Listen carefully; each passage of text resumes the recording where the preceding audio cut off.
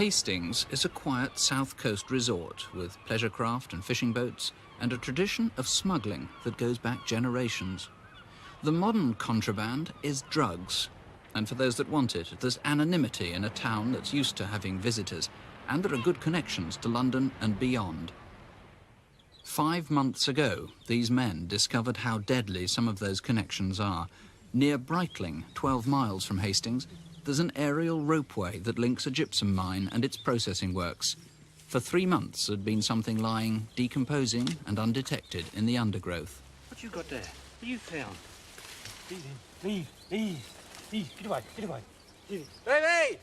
Easy. Gary Collins was barely recognisable. He'd been 25, tall, with dark curly hair.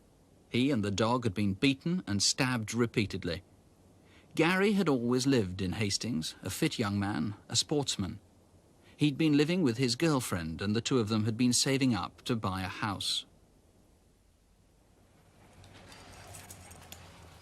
Gary and his Alsatian collie Trudy had gone missing 2 weeks before Christmas. The last time they were seen alive was when they left their rented flat in St Thomas's Road in Hastings. It's 10 o'clock on the morning of the 12th of December last year. A neighbour saw him leave. Gary Collins should have gone to work that day, but didn't. He had a part-time job packing eggs, but police now know Gary had been running a little business of his own. He started by selling small amounts of cannabis to friends, but then to an ever-growing market. He was known to customers and dealers as the man with the dog.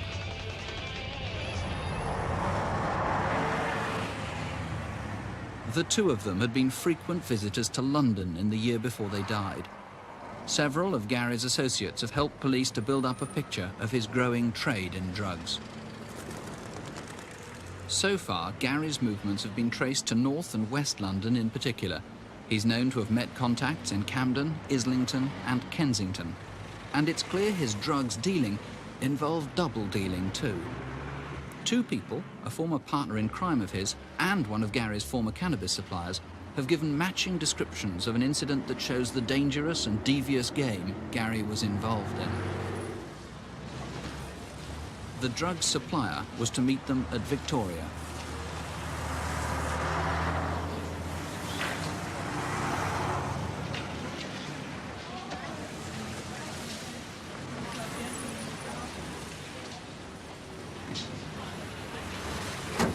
Get it all? Yeah, fine.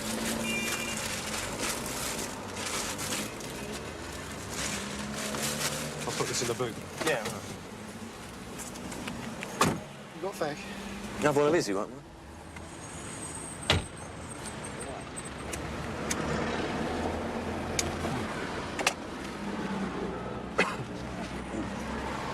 Where's he gone? So I made a phone call, eh? Have you got the money, then? Well, he'd give it to you just now, didn't he? You bastards. By then, it was too late. Gary's accomplice vanished with the drugs, and Gary just drove off. Gary's deals were also growing more ambitious. Through Interpol, police have traced a grand scheme for smuggling cocaine through Brussels and Amsterdam, financed by exporting illegal amphetamines to Stockholm. Shocked by Gary's murder, another dealer at the time explains how Gary was now playing in a bigger league. He was known as the dealer, the man with the BMW and the dog. He would have been an easy target to any of the other type of gangsters that are just looking plainly to rip people off. You know, I mean, they'll sort of promise the earth and all they want is to rip off everything. They'll even come up with the hash and you'll come up with the money and they'll take both.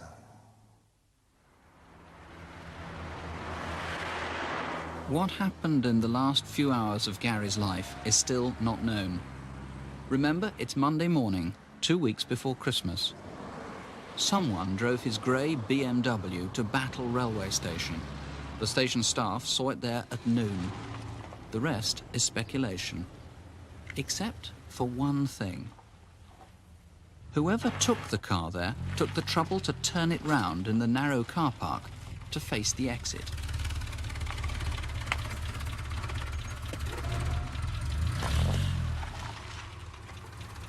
Perhaps Gary drove it there himself. Maybe he'd arranged to meet a contact there.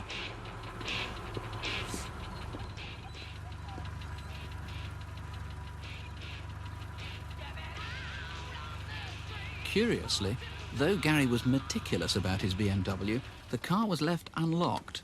Maybe there was an unexpected change of plan.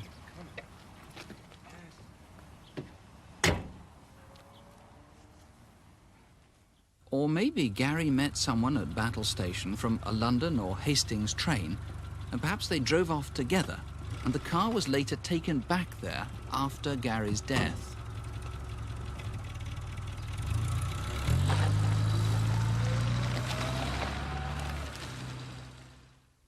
Or maybe Gary never went to Battle Station. The car was simply dumped there after he was killed.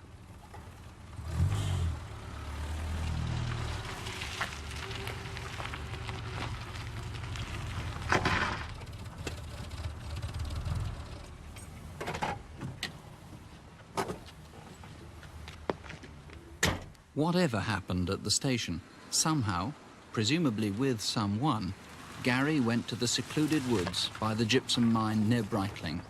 With him, as almost always, was his dog.